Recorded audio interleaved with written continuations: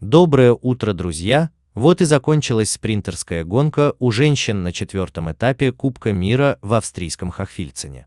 Скажем честно, мы очень рассчитывали прежде всего на наших лидеров Казакевич и Миронову, но когда они буквально завалили гонку отвратительной стрельбой, то интерес к ней поддерживался в первую очередь просмотром в деле нашей дебютантки Анастасии Гареевой и Татьяны Акимовой, вынужденно пропускавшей несколько сезонов в составе сборной. И если Павлова и Кайшева выступили без особого блеска, и единственным белым пятном может послужить стрельба без промахов Павловой, то Гареева смотрелась на фоне наших прилично, и если бы не поломка инвентаря на старте и не промах на стойке, можно было рассчитывать на заезд в 15 лучших, что было бы расценено как успех. Главное это то, что у Анастасии не было западения по скорости во время гонки, а это хороший знак. Татьяна Акимова, выступая одной из последних на подмороженной лыжне, нормально шла ходом до начала второй стрельбы, но два необязательных промаха, и она уже вне первой тридцатки. Но Дмитрий Губерниев не был бы самим собой, если бы не нашел положительной от гонки, назвав ход лидеров сборной Мироновой и Казакевич удовлетворительным.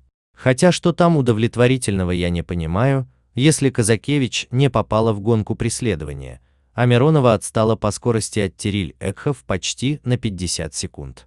Кстати, Казакевич существенно осложнила попадание в масс-старт, что перед гонкой могло присниться в самом кошмарном сне. Она 61-я после спринта. И уже другие будут решать, участвовать ей в контактной гонке или нет. У нее 23-е место в тотале. Итак, что мы можем извлечь из сегодняшнего пасьюта? Чуть более 1 минуты отставания у Павловой, она стартует 18-й. У Гареевой, Акимовой, Мироновой и Кайшевой отставание от 1,5 до 2 минут. Они в стартовом протоколе на 25-м, 33-м, 39-м и 48-м местах соответственно. Может вполне сложиться ситуация, что вообще никто из наших не попадет в масс-старт. Это будет большим позором. Для этого 3 спортсменки должны отодвинуть Казакевич после пасьюта из числа 25 лучших по тоталу, вероятность такого события очень высока. Павлова должна слабо пройти гонку преследования и настрелять воробьев на стрельбище. Ну а у Мироновой и Кайшевой, скажем откровенно, шансы на участие в масс-старте очень малы.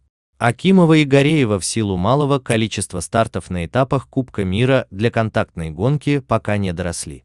Мой прогноз таков. Наставник по стрельбе женской сборной Алексей Волков даст совет подопечной сделать акцент на стрельбу в гонке преследования, и Павлова все-таки на зубах затащит себя в масс-старт по сумме лучших результатов в связке. Причем единственная из наших. Напишите свои варианты, будем сравнивать и анализировать. Ну а доминирование норвежцев как в мужском, так и в женском биатлоне склонен считать уникальной подготовкой, позволяющей выдавать такие скорости по лыжне. Про медицинскую составляющую говорить не хочется, как говорят, не пойман не вор. Хотелось бы, конечно, услышать мнение по этому поводу Себастьяна Самуэльсона, но он пока отмалчивается. Наверное, считает такое тотальное преимущество одной команды над остальными нормальным. Ну а я на этом с вами прощаюсь. Всего вам доброго и до новых встреч на моем канале.